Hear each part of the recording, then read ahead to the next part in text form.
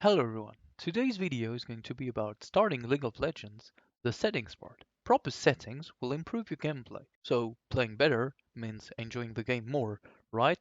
Pretty simple. So I advise you to take a little bit of your time to tweak these options.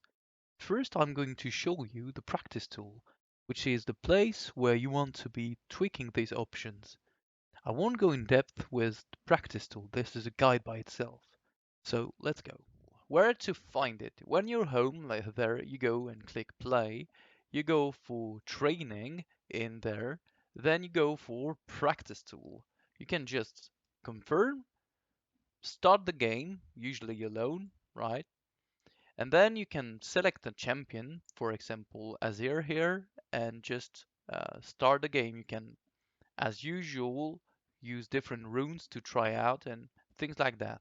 Okay? So you just log in and you're going to go in practice tool. We're now in practice tool, as you can see with all the options on the side.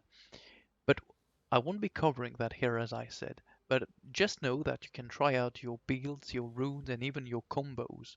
But for now this is only the place where you're going to try out your settings. Let's go. Now let's talk about settings. We're going to go with hotkeys first. You have all your abilities, so the 4 spells, the 2 summoner spells, all the items that could be usable, and the trinket, so that the trinket is this thing on place 4 here. It's up to you to bind them however you want. I'm French, so I have an AZERTY keyboard, which is really uncommon, but don't worry, I'm not a crazy person with my binding. Now let's talk about the interesting part, normal cast and quick cast. Normal cast is the default setting, and quick cast is the one I think you should be using. So what's the difference? Normal cast, you have to press the key and then left click to actually cast the spell. Same for my Q, press the key, left click. Quick cast, however, you just have to press the key and it will execute the spell where the cursor is. Just have to do that. It's the same for the items. If I do that, it's a quick cast. If I do this, it's a normal cast. So overall, you want to be using smart cast. However, there is a bit slower version of QuickCast. It's QuickCast with Indicator. The difference between these two options is that QuickCast with Indicator actually needs you to release the key before casting the spell. So it's a bit slower because you have to release the key. But before releasing the key, you see the indicator of the spell. So here I can see where I'm going to put my soldier and I can see the attack range of my soldier, which can be really neat. Some spells require such precision. The drawback though is that it's a bit slower and it actually can feel really annoying to deal with. So I would recommend to only use quick cast with indicator on some spells. To do that, you have to untoggle this option and to use a different keybind for the spells you want with an indicator. Let's wrap up abilities and summoner spells. You have self-cast, well, pretty self-explanatory. If you can cast the spell on yourself, you can bind a key to do that without having to actually target yourself with the mouse. Really useful. Now, you have quick self-cast with indicators. You get the idea. You only bind it if you want to. Most likely not useful. Now, finally, in other, you have level up spell. You have to use them. It's not possible to do otherwise. This allows you to level up your spells really fast. So I control key, I control and use the key of my spell, and that allows me to level up my spell here. See? You cannot not use that. If you get your level 6, you want to use your ult really fast, this allows you to level up your spell in an instant and use it to get the advantage. So level of spell, you cannot not use it. Teleport home, well, you know what it is, you want to use it. That's the recall. Now, target champions only is something that will be useful when you're near a tower or if the enemy is in these creeps, so yeah, you want to use it. So now let's go for items. Honestly, in items, there is nothing really useful, so we're just going to skip it. Like, if you have set up your items here, you're good to go. Player movement. There are four keys you need to bind. Player move click, player attack move click, player stop position, and move pad click. I'm not going to talk about them in depth because it's a video about kiting in itself. I'm only going to talk about stop position, that is useful if you want to avoid making mistakes, and move click. So player stop position actually allows you to stop what you were doing. Your champion's just going to stand still. So if you were moving, it's going to stop the movement. If you were attacking, it's going to stop the attack. Can be really useful in lane or while diving if you don't want to take the aggro, for example.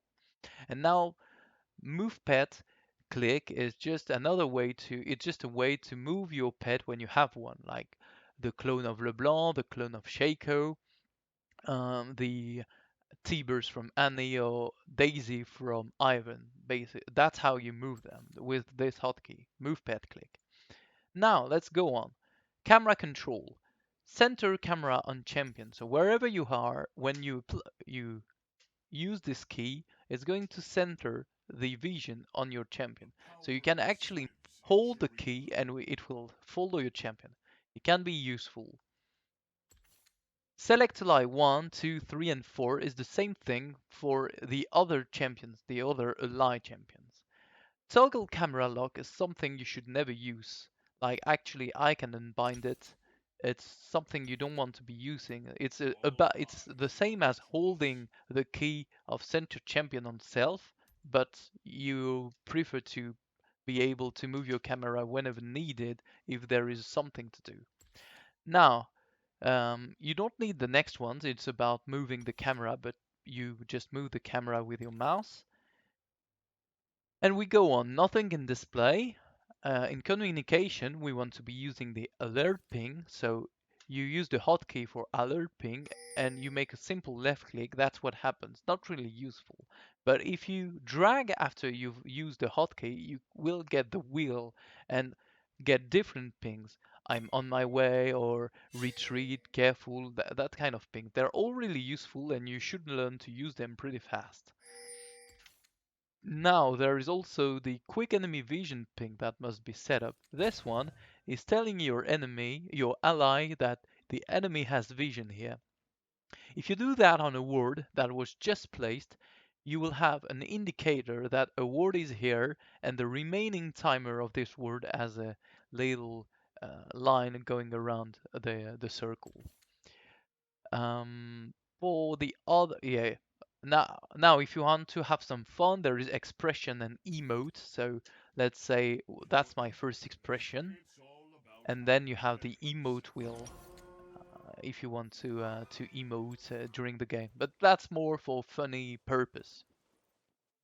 Um, Now, let's go in menu. So menu, you want to use show scoreboard hold. So that's tab. Basically, it's going to show you what's happening, what are the different items of the different champions, what are the scores, the bounties, everything. So you need to have this set up. It's tab by default and it's pretty nice. Now, there is system menu. So that's where we are. Escape. And there is Control C. Control C is kind of useful. It's showing you either your stats or your runes. So you want to have this bound. Item shop, well, it's to open your shop, so you definitely want this. I don't really use the other two, and practice tool, where we're not going to talk about that. Now we're almost there.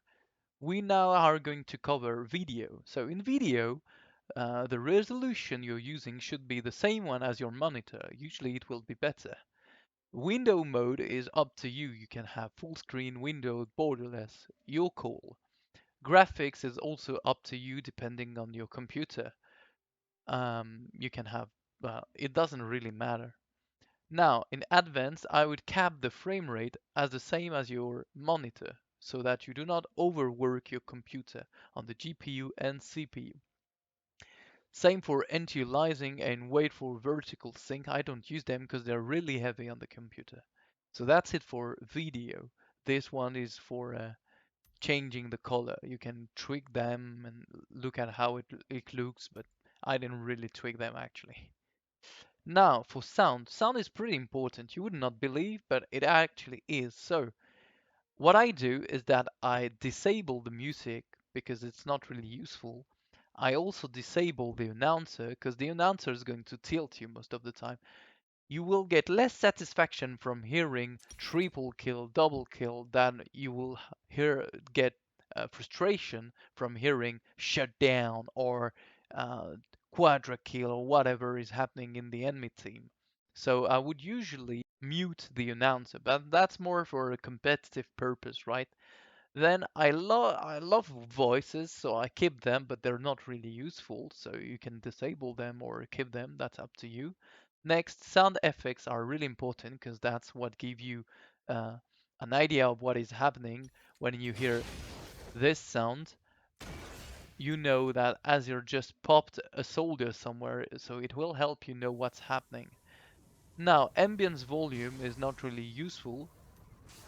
It's a kind of a wind noise, not really interesting. And then ping volumes, you really want them because that they're going to help you play better because you will be listening and reacting to the pings you hear.